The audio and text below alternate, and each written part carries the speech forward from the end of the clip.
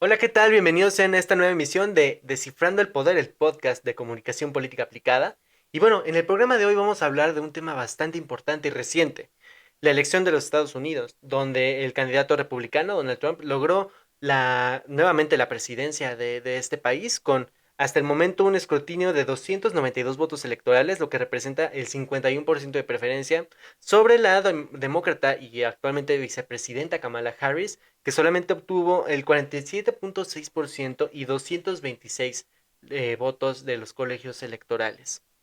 Pero este programa no lo vamos a centrar directamente en los resultados, sino en las estrategias que hicieron llegar a estos resultados. Para ello nos acompaña el doctor Luis Ángel Hurtado Razo, que para mí es un gusto recibirlo aquí. Fabián, como siempre, un gusto estar aquí en este podcast de comunicación política aplicada. El gusto es totalmente mío y bueno, ¿qué le parece si comenzamos que nos dé un poco más del parámetro de esta elección? Bueno, vamos a entender que esta elección es importante en el mundo por varias cosas. Una, porque es la elección del país, pues la potencia mundial más Ujú. importante económica, militar, tecnológica. Bueno, en todos los sentidos, Estados Unidos sigue siendo la potencia. Segundo lugar, porque Estados Unidos siempre es un referente en materia de comunicación política. Las mayores estrategias a nivel mundial o en diferentes partes se aplican y se desarrollan en Estados Unidos. ¿Por Ujú. qué? Porque, vamos a decirlo así, y hay que entenderlo, se le invierte muchísimo dinero a las elecciones en los Estados Unidos, lo cual te permite, pues, contratar a diferentes despachos, bufetes de estrategas, empresas, y no se diga, pues, productoras o publicistas o medios de comunicación. Claro. En ese sentido, hace que las elecciones en Estados Unidos sean muy atractivas para todos aquellos que nos dedicamos a la comunicación. Y número tres, el elemento yo creo más interesante que fue el atraparnos, no solamente a México, sino a todo el mundo, el interés que hay en esta elección por el papel que juega básicamente la posibilidad de que llegue Donald Trump o regresar a Donald Trump a la presidencia en los Estados Unidos y también la posibilidad que tuviera una mujer de llegar a la presidencia de los Estados Unidos. Ahora ya sabemos que pues eso no ocurrió, pero bueno, en su momento fue algo que lo hizo muy atractivo. Entonces, estos elementos nos hacen de esta elección pues todo un referente mediático, o sea, se vuelve importante para los medios de comunicación, se vuelve de interés, digamos, al público, a la sociedad, por las personas que están compitiendo, y también se vuelve de interés para aquellos que nos dedicamos a la comunicación por la relevancia que hay en la aplicación, digamos, de diferentes estrategias. Ok, y bueno, parte de estas estrategias obviamente pues fue el manejo de ciertas ideologías, es cierto de en estos momentos justamente que se ve un poco más en la apertura social, respecto a feminismo, comunidad LGBT, aborto, Mm. cuidado de los animales, etcétera. Ambos candidatos lo utilizan a su favor, pero cada uno bajo cierta narrativa específica. Incluso la religiosidad, cada uno lo maneja desde un punto muy distinto. ¿Qué pasa con estos puntos? Bueno, aquí tú tocas un elemento muy importante, Fabián, que es los públicos que existen, digamos, en Estados Unidos y las distintas ideologías. Desde mi punto de vista, los dos candidatos hicieron, digamos, un trabajo muy interesante, pero ¿quién lo hizo mejor? Esta es la pregunta que Ujú. ahorita nos hacemos muchos. ¿Lo hizo mejor Donald Trump? Sí. Donald Trump supo hablarle más al público que él quería, digamos, a su público meta. ¿Quiénes eran? Pues vamos a decirlo así, el público blanco, hombre y por supuesto, y mujeres por supuesto, pero no era el público citadino, o sea, la gente que estaba en las ciudades, era un público que básicamente está fuera de las ciudades. Segundo elemento que también que dirigió sus mensajes Donald Trump era un público que está en contra de dos elementos que ahorita están teniendo o están generando esta malestar en los Estados Unidos. El tema de la seguridad y el tema justamente de la migración. ¿Por qué digo que están generando malestar? Porque recordemos que ahorita el índice de inflación en Estados Unidos es el más alto en los últimos 20 años. ¿Esto que ha generado? Pues genera molestia, digamos, entre los ciudadanos estadounidenses, es decir, a ver, yo trabajo, pero no me alcanza, digamos, para poder obtener lo que yo quiero. No puedo ir a ciertos lugares, no puedo comer en ciertos restaurantes, no puedo adquirir un nuevo carro, una nueva casa, no me alcanza el dinero. Entonces Donald Trump focalizó muy bien este malestar que hay en Estados Unidos, es decir, la economía está teniendo problemas porque es culpa de los migrantes y dos, es culpa de la inseguridad que se está viviendo por la presencia de droga. Entonces, esos dos elementos Donald Trump los explotó muy bien y hizo que, digamos, se volviera a conectar con su público que lo apoyó en el 2016, pero esto hay que sumarle algo, Fabián, que es algo muy importante y que logra justamente hacer la diferencia. Aquí Donald Trump, a diferencia del 2016, que busca y pelea con el público, con digamos así, los ciudadanos latinos en Estados Unidos, aquí no. Aquí les dice, a ver, el problema no es con ustedes que ya viven aquí. El problema es con aquellos que vienen y los molestan a ustedes. Les Claro. quitan el empleo, les quitan las condiciones para que sus hijos vayan a las escuelas, son inseguros porque ahora ellos venden drogas, etcétera, etcétera. Él focaliza y dice, a ver, ustedes no son el problema, al contrario, yo quiero legalizarlos a ustedes, yo quiero que ustedes tengan papeles, que tengan acceso a educación, a todo lo que tiene que ver con un sueldo, un trabajo digno, etcétera, etcétera. Y ese público latino va a ser el que le dé el empujón para lograr los resultados que ya tenemos. ¿Qué pasa con Kamala Harris? ¿Por qué no logra conectar como lo conecta Trump? En primer lugar, Kamala Harris hace una campaña en una primera etapa dirigida única y exclusivamente a las mujeres. Si nosotros revisamos el padrón electoral en Estados Unidos, las mujeres por sí mismas no logran la victoria o no le daban para que Kamala Harris tuviera la victoria. Y eso se da cuenta ya en un momento que pues ya era muy próximo, digamos, a las elecciones, por lo tanto la emisión del voto. ¿Qué hizo Kamala Harris en ese momento? Tuvo que cambiar su discurso y hablarle a los latinos. A los latinos y a los grupos minoritarios. Estamos hablando de los negros, los latinos y por supuesto los árabes. Ahí en ese sentido las mujeres se sintieron como que abandonadas y fueron relegadas y por lo tanto ahora entendemos que estamos viendo los diferentes resultados que muchas mujeres prefirieron apoyar a Donald Trump sobre a Kamala Harris. Bueno, ¿qué otro elemento tuvo?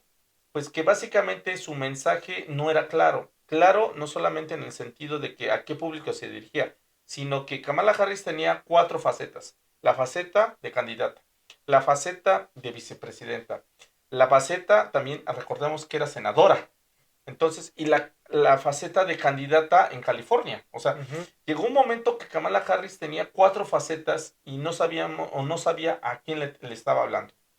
Esos elementos hacen que su mensaje sea disperso, confuso y no sea teledirigido como el caso de Trump. Trump desde el principio supo, yo soy ex candidato ex presidente, no me voy a poner el papel de candidato de expresidente, sino él todo el tiempo se puso el saco de ser candidato y le hablaba a aquellos que simpatizaba, a aquellos que requería básicamente para lograr el triunfo y también, hay que decirlo así, le arrebató, inclusive público, al Partido Demócrata en los Estados Unidos. Por eso vemos estados que, para sorpresa de nosotros, decíamos, a ver, pero si ese estado era completamente republicano o apoyó a Biden en la elección pasada y ahora estamos hablando de que hoy es es un estado completamente republicano. Dejó de ser demócrata y se vuelve republicano.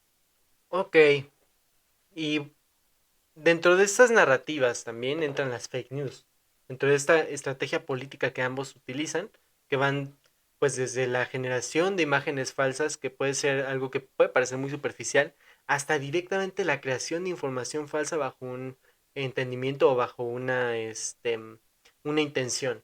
Esto pues es la generación de, pues, del acto de disinformation, como usted lo menciona en un libro, en su libro de Fake News, el enemigo silencioso.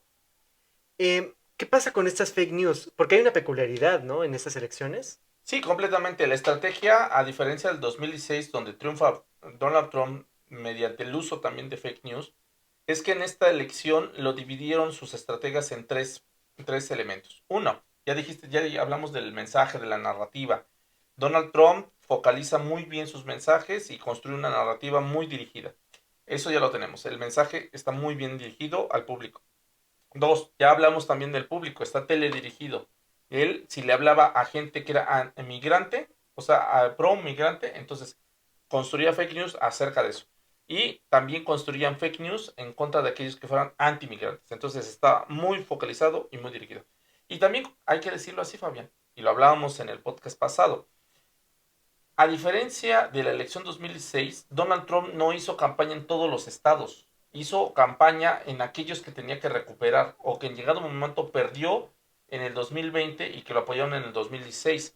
Por lo tanto, se focalizó en esos estados, los famosos estados columpio. Ujú. Aquellos que en su momento le dieron su apoyo, pero en el 2020 se lo quitan.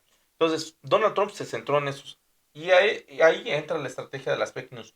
Se focalizan en esos estados, se propagan en estos estados, y ahí va el ingrediente extra, que tiene que ver justamente con el uso de inteligencia artificial.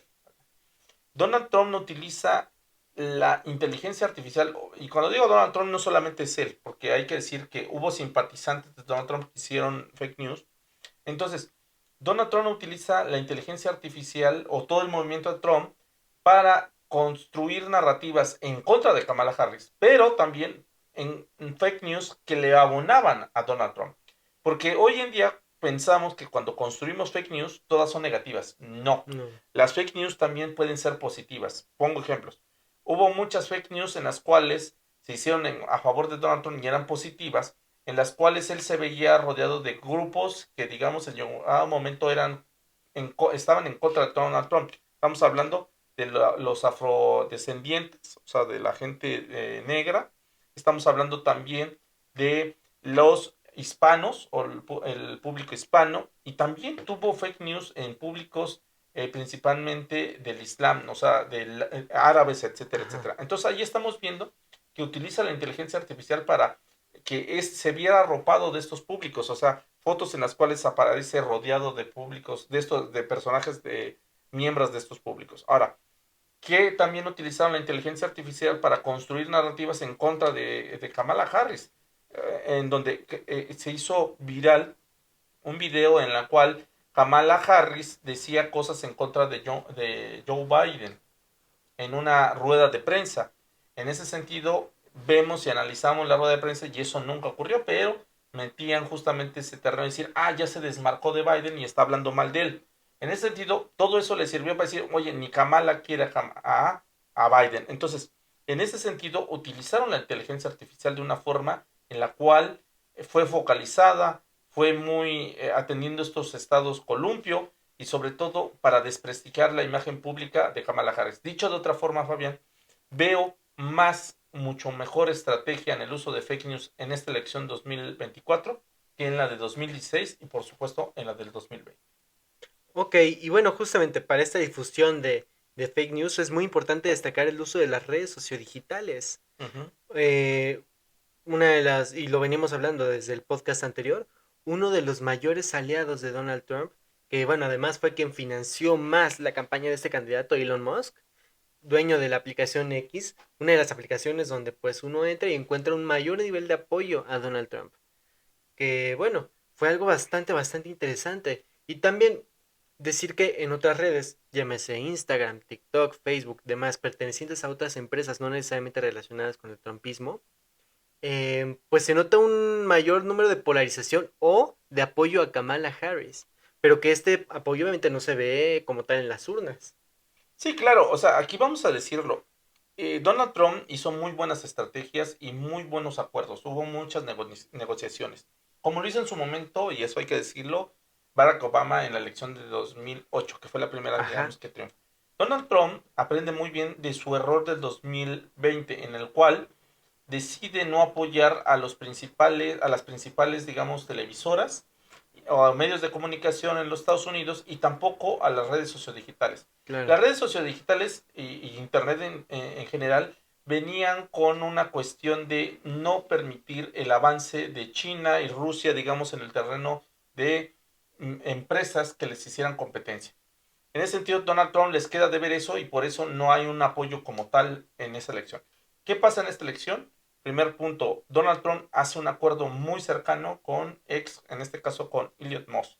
Primer lugar, para permitirle el florecimiento de su red social X, para que sea otra vez lo que fue en su momento. Recordemos que X crece, o lo que era Twitter, crece muchísimo por la presencia de Donald Trump, porque cada vez que publicaba Donald Trump se volvía taquillero, todo el mundo entraba a ver qué decía Donald Trump. Ese es el acuerdo que tiene con Elon Musk.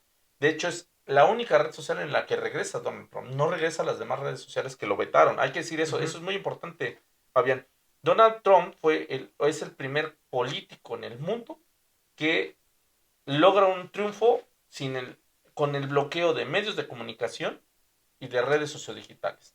Y en este sentido, ese bloqueo va a permitir la creación de su propia red social, que desde ahí empieza a difundir su mensaje. Bueno, eso es muy importante. Bueno, entonces hace ese acuerdo con Elon Musk. Recordemos que Elon Musk hasta lo entrevista en su red social, empieza a difundirlo y Elon Musk también es el principal financiador de toda la campaña de Donald Trump.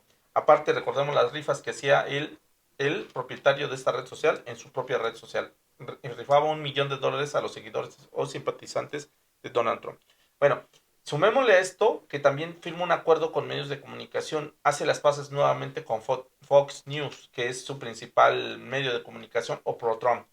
Ese es otro. Y otro muy importante que tiene que ver con redes sociodigitales, como el caso de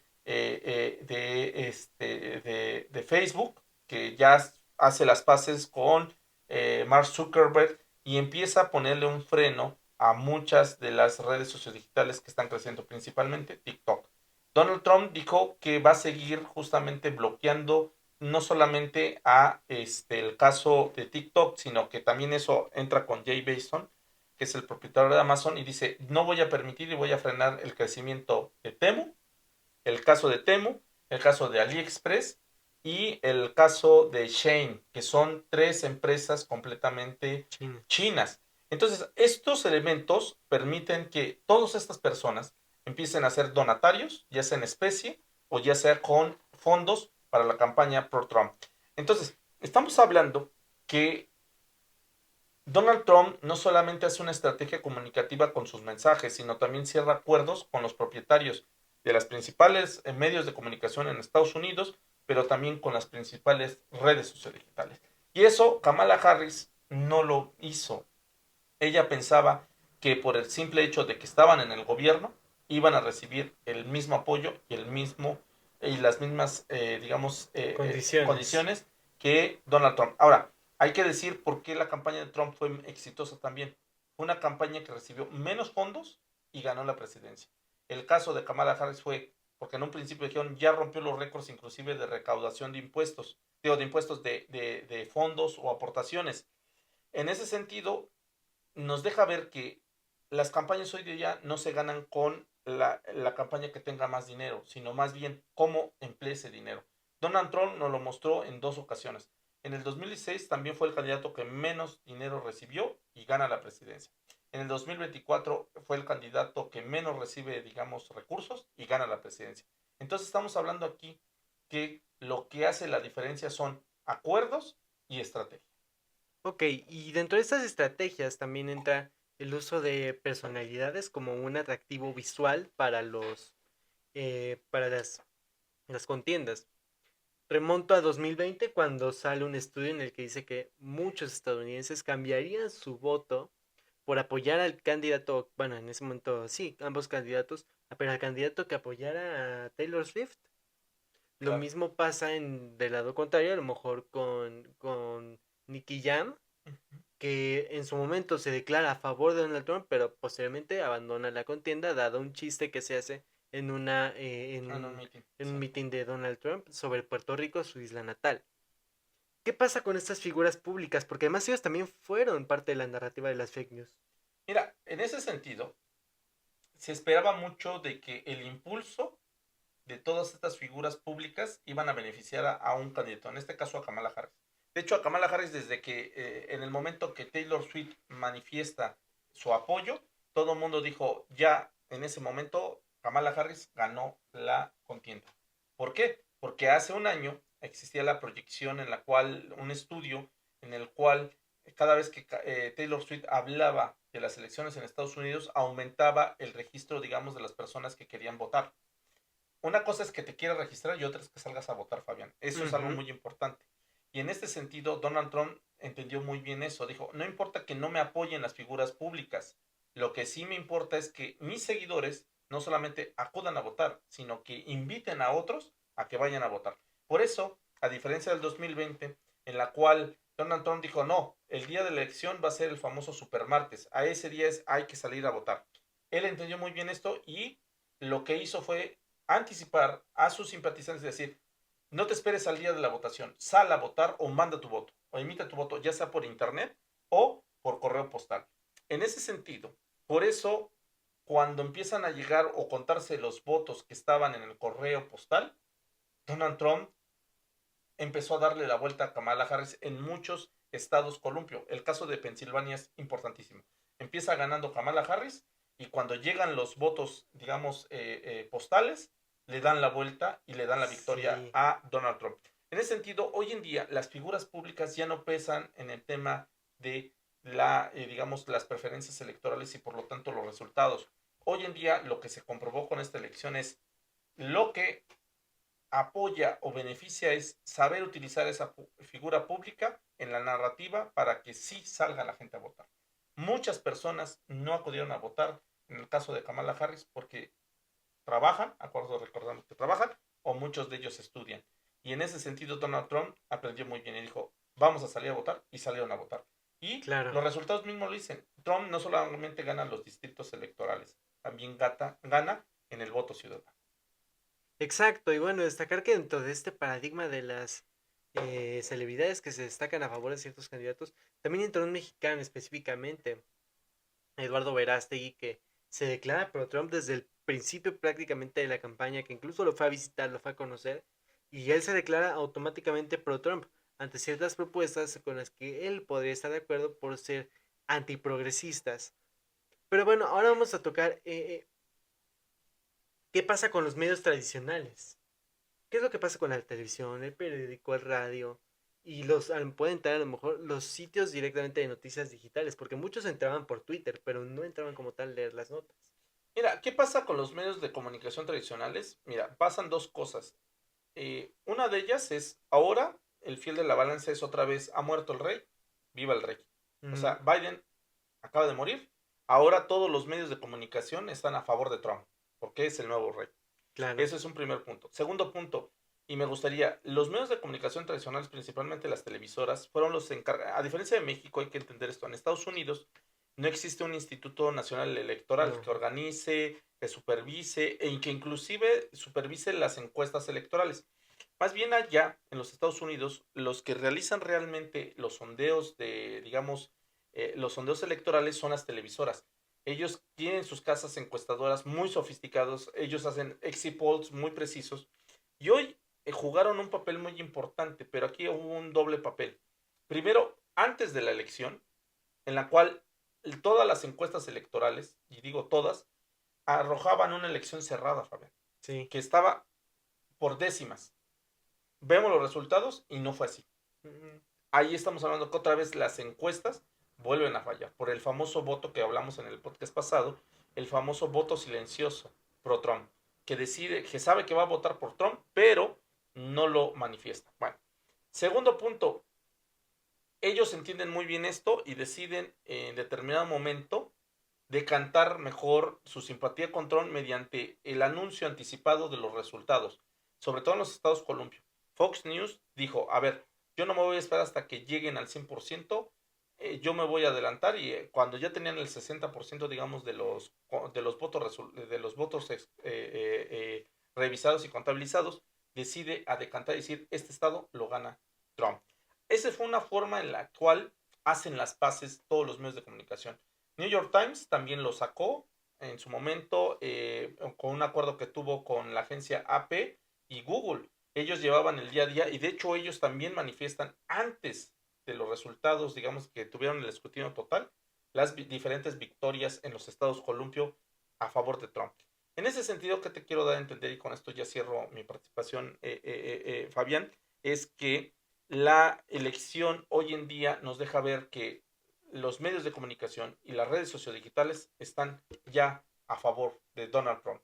En pocos días veremos que estos medios van a estar apoyando las ruedas de prensa que acostumbraba hacer Donald Trump, las diferentes coberturas que hacían a favor de Donald Trump y sobre todo que le den la bienvenida a sus nuevas cuentas en las redes sociales, aquellas redes sociales donde Donald Trump ya no figuraba.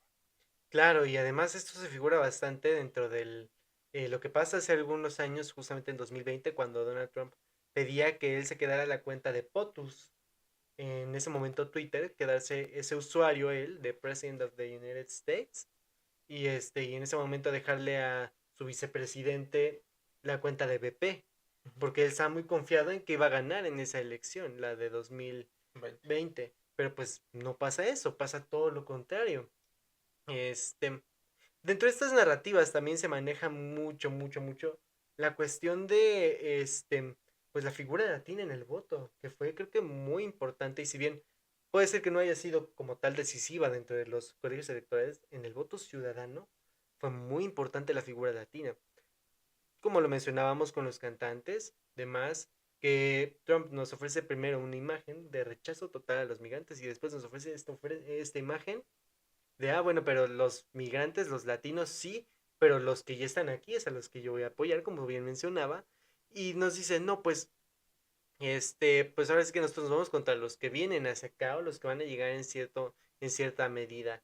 Eh, Vemos justamente una comedia en la que hace burla a Puerto Rico, una isla perteneciente dentro de estas, se puede llamar colonias de Estados Unidos, y bueno, el cantante Nicky Jam se ofende y da, Su rechazo. exacto, da su rechazo directamente a Donald Trump, también después de una serie de críticas que había recibido a lo largo de las semanas, pues por haber dado su apoyo, he retirado una canción de Maná con él y bueno, ahora, a lo que voy, estas narrativas en aspectos de comunicación digital, ¿cómo afectaron o cómo beneficiaron a cada uno?